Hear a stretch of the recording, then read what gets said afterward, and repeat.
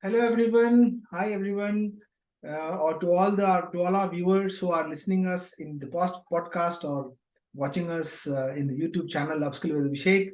We have a wonderful guest today, Kalyan Gulapalli, and Kalyan, of course, is a new journey which he is rediscovering for Bharat. So we want to hear from Kalyan what this journey is all about. But before moving to that journey, let me call out that Kalyan is an engineer by education, and of course, he's a management professional as well. And After working for corporates for many years, of course, he is the founder of the concept of rediscovering Bharat. And Kalyan, welcome to our show, Upskill with Abhishek. Namaste. Thank you so much. It's a pleasure, privilege to be with you. Yeah. Kalyan, to begin with, everybody wants to understand and know what is this rediscovering Bharat, and what is the idea behind it, and what is that you want to stride forward in days to come. Yeah. I think that's a good starting point. So I took a while to articulate what I want to do with this concept of rediscovering Bharat. Okay. And this is where I've arrived at. Rediscovering Bharat wants to connect Indians with the glory and essence of Bharat. That's what we want to do. Okay. And if you want to understand this properly, then I think we need to understand three things. What do I mean when I say glory of Bharat? What do I mean when I say essence of Bharat? And what is this connect? How do I, connect? What is this thing called connect? I think these are the three things that, we should understand. So first, let's start with the glory of Bharat. What do I mean when I say glory of Bharat? By glory of Bharat, I mean all the phenomenal achievements of ancient Bharat in the physical material world, which is mathematics, astronomy, science, technology, engineering, art, architecture, literature, science, politics, economics, philosophy, you name it. All of these things are phenomenal achievements, and ancient Bharat had scaled peaks of excellence in all of these. All of these I'm clubbing together and articulating as the glory of Bharat. Now, what is the essence of Bharat? The essence of Bharat is the other side of the spectrum. The unparalleled quest of ancient Bharat, of self-inquiry. Ancient Bharat, or people living in this part of the world about 10,000, 15,000 years back, they stumbled onto a phenomenal realization. They realized that the physical material world that we see around us is simply a reflection of who we are from within. Who we are from within shapes our outer world and not the other way around. And hence, they decided to create frameworks for an individual to touch this inner world. All the Vedas, the Upanishads, the Shastras, the Puranas, the Itihasas, the Upavedas, all of them are basically designed to inspire a person to start and travel the inner journey. So this is what I mean when I say essence of Bharat. Glory of Bharat, all the phenomenal achievements in the physical material world. The essence of Bharat is this unparalleled quest for self-discovery. So that's basically, the glory and essence of Bharat. Now, what do I mean by connect? So when Bharat did all of this in the past, it set up a very strong and robust infrastructure for everybody to, begin their inner journey and do phenomenal work in the physical material world. That infrastructure is still robust. It's like, temples, the ashrams, the gurukuls, the culture, even the food that we eat, the clothes that we wear, all of this is still robust. The only thing is that the busy modern Indian is disconnected with the idea of this Bharat. So rediscovering Bharat wants to connect the modern Indian, the busy modern Indian, with this Bharatiya infrastructure. That's what Rediscovering Bharat is all about. I think it is a wonderful uh, revisiting to the phenomena uh, which was prevalent in ancient since ancient times, and it is relevant even today because it is sanatana, which is Correct. everlasting. It was there before, it is still now, just that we are not realizing to a certain extent, and it is going to be there even the time pass by. And you True. talked about so nicely on many aspects, especially on the scriptures, the Vedas, the Puranas, and the entire knowledge system. So, Kalyan, I would like to share one important thing with you. Under the UGC, that is our University Grants Commission, which is the primary body for managing all the state-sponsored universities, they have come up with this beautiful concept of called IKS, Indian Knowledge System. And I'm happy to sort of contribute one of the PhD research papers in the Indian knowledge system on the Kriya Yoga. I think this particular IKS knowledge system relates to too much, so much so that what you are doing in Rediscovering Bharat, isn't it? Yes, absolutely, absolutely. And I'm so glad that you're working on Kriya Yoga. I am a Yoga sadhaka myself. So basically, Kriya Yoga is a part of my dincharya. So every morning I wake up and Shambhavi Mahamudra Kriya is a part of my life. So this has been happening for the past 2 years, and I'm building one. Oh, this is amazing because I also do my Kriya, Sudarshan Kriya Yoga daily. Acha. So being sadhak, I can really relate with you. The smiles we carry as sadhaks is quite prominent. People, and the kind of upliftment it gives to all of us, to our consciousness, is quite amazing. Good. Now, Kalyan, in the journey, I know you must have gone through the new education policy also, the NEP. Yes. And do you think, and do you still feel that the new education policy and the changes which our establishment, the government, the central or the state, they're trying to bring in these relevant concepts of sustainable way of education, sustainable way of living, is it in the right direction? What's your thought process? Absolutely in the right direction. See, listen, what the new NEP wants to do is a paradigm shift in the way education is done. At the grassroots level, in the schools, in the colleges, in universities. This is not easy. Just bringing out this policy document itself is a very big thing. However, the implementation is going to take time, and it will have its own challenges. See, my son is in 10th class. He's 16 years old. He's in 10th class. So sometimes I help him with his, mathematics, with his, science, with his history, and so on and so forth. And I can see that a lot of Indic references have already come into textbooks. So in small parts, but they've already started coming into textbooks. So though we criticize, and we are also right that this should have happened long back, but those changes are coming in. And implementing the NEP at the school level is not easy. But still, I think teachers and administrators, are trying to basically figure out how to implement, NEP. The starting point has been great. So a tick mark that a policy has come. Implementation will take time, and you see in the next 25 years, which is possibly one generation, you see, the kind of changes that will come in, the attitudinal changes, the kind of inclination towards India, Bharat, our past, its glory, will be phenomenal. I think NEP is a great step in the right direction. Let's give it some time to play out and pan out. No, I agree with you. Both the NEP as part of the higher secondary education, and the Indian knowledge system as part of the graduation and the postgrads and the PhD levels. I think these two coming together would also give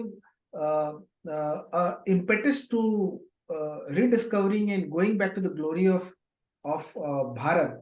our ancient Vedic wisdom, our ancient Vedic civilization, where I know that we had universities like Nalanda.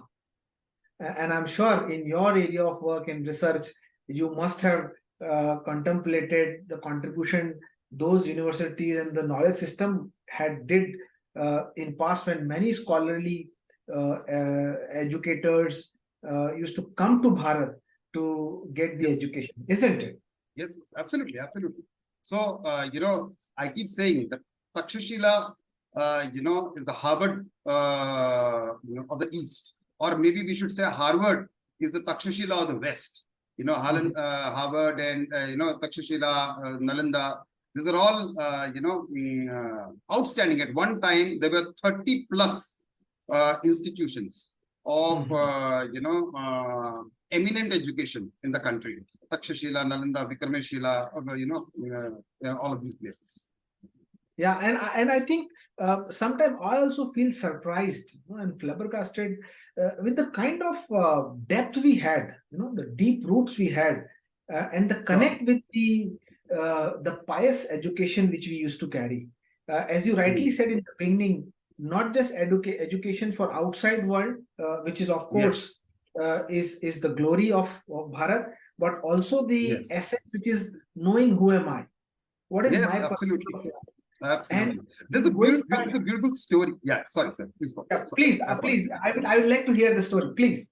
Yeah. So there's a beautiful story, in the Upanishads on this particular aspect. In those times, there were the Gurukul times, right? And Guru Sishya Parampara times, right? So a Sishya spent about 14 years with the Guru, okay, in the Gurukul, being a part of the Guru's family, and on convocation day, after 14 years, on convocation day, the Sishya has come to the Guru to seek his blessings and go into the world, right? Now, this conversation is happening between the Guru and the Sishya. The Guru is asking the Sishya, my dear child, in the past 14 years, what all have you learnt? And the Sishya is saying with great pride that, Gurudev, by your grace, I've learned all the Vedas, I've learned all the Shastras, I've learned all the Puranas, Itihasas, everything. Then the Guru nods and says, very good, but tell me, my dear child, through all this, have you learned anything about yourself? Oh. Now the Shishya is like thinking, and after a lot of thought, he hangs his head in shame and says, no, Guruji. And the Gurudev says, see, all the knowledge that you acquire from outside, the only intention of all that knowledge is to know yourself more and more and more. If you do not know about yourself, but you know about the entire world, it's of no use. Okay. So the impetus of education in those days was basically to discover yourself through, knowledge and wisdom from outside. So that's basically, the essence of what the crux of what education was in those days. No, absolutely. Such a nice story, nicely put. Thank you, Kalyan, for sharing this story. This goes on to prove the fact that whether it is yoga, whether it is mindfulness, meditation, dhyan, whether it is bhakti, whether it is what you call seva, all paths which were there, whether it is Vedic mathematics, whether it is any other class of or astrology or Jyotish Shastra, any of such class of knowledge system were ultimately leading you to self-introspect. And if of course in the current modern world we are caught up with a lot of data, a lot of flashy things outside, in the outside world, we got caught up with a lot of desires, and in the rigmarole of winning on each other, we forgot the real meaning and the purpose of our own journey as human souls. And that's why any education system is incomplete, any health system is incomplete unless it ties back to what you as a human consciousness are. Isn't it, Kalyan? What's your thought? Right, absolutely. Completely agree with you.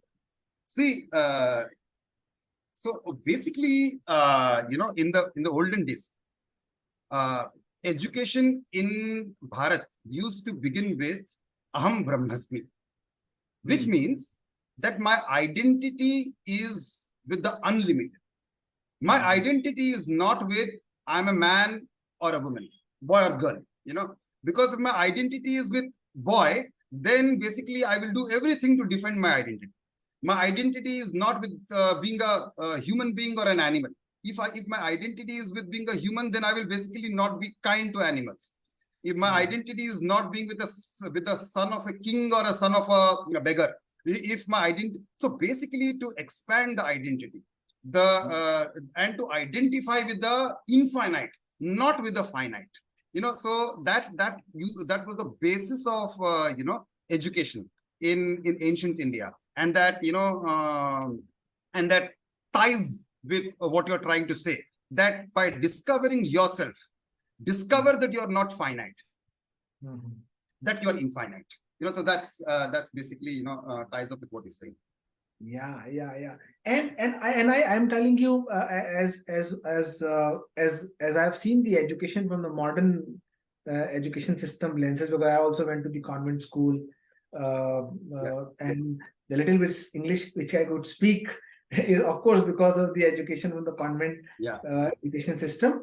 But what I realized that even we sort of studying to the higher education system in the form of chartered accountancy or MBAs or executive MBAs, I think the overall crux of what Gurukul education system had in terms of knowing yourself, knowing the larger dimensions of life, I think now those things are also getting place in terms of bringing such aspects of human life which would intrigue a thought process.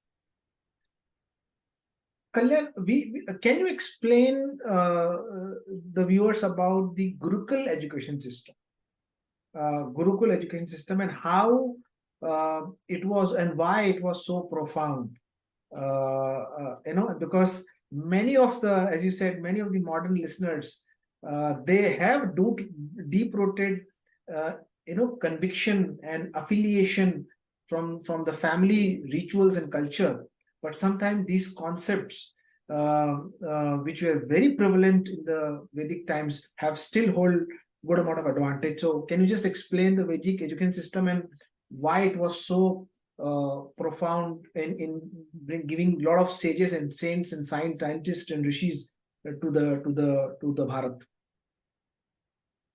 Yeah, I mean, I'm no expert on the Vedic education system or the Gurukul system, but what little I've read and what I understand is that the essence of education was basically to develop the spirit of self-inquiry. Okay. And the spirit of self-inquiry would, the objective of the spirit of self-inquiry was self-discovery, eventually culminating in the discovery of the self. So the starting point of self-inquiry is self-discovery. What's my role in the world? And what's my purpose? Okay, and eventually this would result in discovery of the self, if one so desires. That process may take multiple lifetimes. Discovery of the self may take multiple lifetimes. It may not happen, but if a sadhaka is so interested or so inclined, then the guru can accelerate the process for him. But that happens for the few people who are intensely curious for the discovery of the self. But for others, it can be self-discovery and expressing themselves in the physical material world. And hence, you see, most of those phenomenal achievements that happened in ancient India, whereby rishis, maharshis, and people of that sort, who had a rooting in self-inquiry, and who then express themselves in the physical material world. Vaisheshika Darshana, Maharshi Kannada, Vedas, Veda Vyasa, astronomy, Markandeya Maharshi. So basically, all of these people who did those phenomenal works in the physical material world, they were rooted within themselves. And that was basically the crux of ancient Indian education. Yeah. So profound and so unknown to the world. And Yeah. what I have seen is that I saw many foreign authors and Yeah. foreign writers.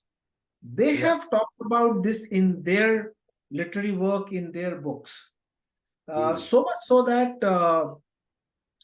we are in Karnataka, in Bengaluru, and there's this beautiful place in near Karnataka by the name Hampi. And Yes. Vijayanagara dynasty in the Correct. 16th, 17th century, they were having the entire the city created there.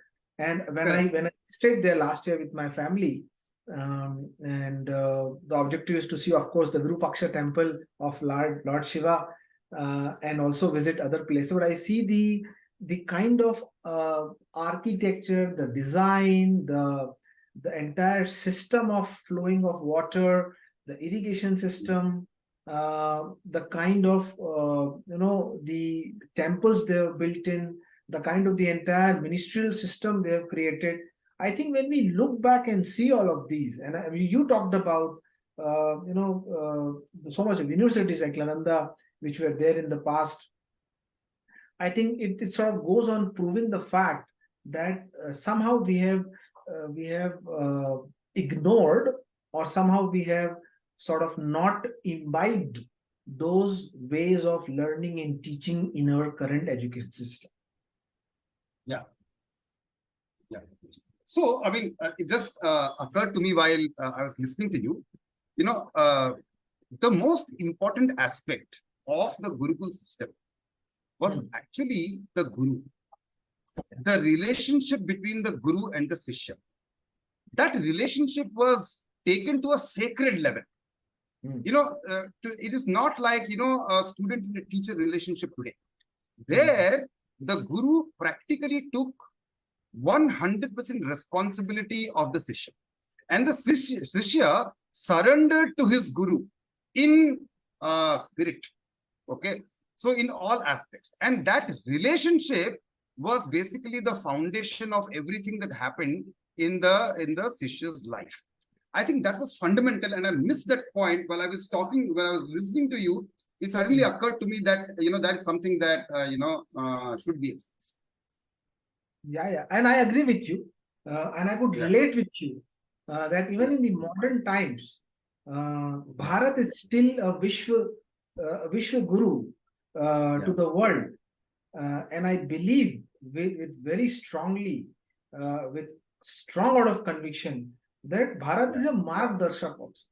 Because this Bharat, what is the modern India, is actually a land which has seen the entire transition from the beginning now, and we are, of course, witnessing what is to happen in future. But this land has given sages, this land has given the knowledge in the olden times, and you're working extensively in Rediscovering Bharat is a very encouraging fact to sort of create that awareness, create that knowledge, fill that knowledge gap, especially in the young ones, the youngsters, the kids who are watching us, the young generation, youth who's watching us. That if you are forgetting your roots, if you're not understanding who you are, of course, you will miss something big, isn't it, Kalyan? Yes, absolutely. Yeah. And of course, the part of the Guru you said, Guru is I'd like to sort of clarify everybody that Guru is not somebody who's give you some knowledge or some teachings and he give you some lesson and you go and come back. No, not at all. That could be a role of a teacher or a tutor, or that could be a upadhyay, or could be an acharya. Guru is somebody who takes you wholesome responsibility of your life, and not just life, beyond lives also. And in the Hindu Vedic culture, of course, in Hinduism, we believe that we have multiple incarnations and the soul never dies, and we come back again until the time all the impression of the soul and all the vikaras and all the negative tendencies are removed out unless the souls get liberated. We need to come back, and lucky one are those who get the human body, not only human body, but get the time to spend with Guru, the living master, and then also be guided by his knowledge and system, so that he transcend to what appears to be the grossly material existence to a higher plane of subtle knowledge. So just sort of clarify all our viewers that Guru is not just a simple tutor. It's about a different ball game, different conversation, different journey. It's about transformational engagement. It's about you getting liberated from this mundane, and you become free from all which could bother you. So sort of clarify and add on to what you said, Kalyan. Yes. Kalyan, during this conversation, we generally do a small session, a small catch up, where I take this book by Gurudev Shri Ravi Shankar ji. This is a book on leadership, and I will ask you to give me your favorite number from page number 1 to 75. Any one number which you like, and I will flip that page and see what is the message for both of us. 14. 14. 1-4. 14. Okay. Yeah. Okay. So for 14, there is a message. It says, and it is book on the leadership. Okay. So it says, a leader is capable of putting himself in other shoes and seeing their point of view. I'll again repeat. A leader is capable of putting himself in other shoes and seeing their point of view. Your thoughts, Kalyan? Absolutely. So this is basically the idea of empathy, right? Yeah. So, and this is very important. And funnily, empathy begins with self-awareness. The more I know myself, the more I'm able to understand somebody else. The more I know myself and not judge myself, the more I'm able to look at somebody else and not judge him or her. When I'm able to understand somebody without judgment, I'm empathetic. Okay. So I'm able to basically understand where they stand, where they're coming from, what their backgrounds are, why they're acting in a particular way. What is it that drives them when they get up in the morning? And what are their aspirations? When I'm able to relate to them, not from a hierarchical point of view, but from a very human point of view. Basically, then I'm able to create a connection with them, and then I'm able to sort of inspire them, motivate them, align them to my vision, etc., etc. And that's basically the foundation of leadership. And I completely agree with this with empathy being a very, very strong attribute of a good leader. Yeah, of course. And this sort of goes on to prove on the leadership and the quality which one would like to sort of drive and not just funding for anything, but also understanding from their point of view. And I'm sure when you are building the entire Rediscovering Bharat, you would like to see from the parents' point of view. You would also like to see from a corporate employee point of view. You yourself being a corporate professional, and how they would sort of envision. Tell us something. Share something about. Yeah. I mean, this is very interesting. See, today I'm driving this project called Rediscovering Bharat, where I'm saying I want to connect Indians with the glory and essence of Bharat. 5 years back, I had no clue. I was as disconnected as the people I want to connect today. Okay. So when and they are my target audience, right? They are the people who I want to connect with the idea of Bharat. And hence I always remind myself, do not be judgmental about them. Don't tell them you should do this, you should not do this. Hello, boss, you are not a scholar. You are just, 3 or 4 steps ahead of them. So become a friend. Talk to them like a friend. Tell them, I know how you feel because I used to feel that way before. It is just that today I know a little more. I'm a couple of steps more, and I want to hold your hand and take you through, the journey, some of the journey that I have traveled myself. So that is very important. When I do that, and when I do that properly, consistently, I see that I really connect with a lot of people. And I believe I have no right to sit on top of a branch and say you should do this. If you do not do this, then you're guilty of not being patriotic and so on and so forth. That doesn't work. It didn't work for me, and I'm sure it will not work, with my target audience. No, absolutely. And why sort of relate to all of us is being sadhaka with the practitioners of a Kriya Yoga system, or by doing a ritual of yogic and breathing processes and meditative processes, is to sort of see how the Guru dispels the darkness, brings that light and the awareness in you so that you are not deluded by illusions. At the same time, he walks the talk, as a leader, he himself does it and shows how it is done, and then he inspires you. And of course, in your journey, which you're already stepping in forward, you're moving with enthusiasm to create what you call rediscovering Bharat for many who are still yet to know about this concept. Your practical experience, your own yogic practice which you follow, your own techniques, your own mindset to deal with it, your own enthusiasm to know about all the system is going to pave way to create that flow of the knowledge to many to come in days to come. Kalyan, do you? I know you meditate, and of course, you've seen the benefit of meditation and yoga, and you come from corporate background. How do you see as a corporate employee in terms of doing these practices, and should not take it lightly and put them in back burner? They should prioritize it, and how they can help. I think very, very important question.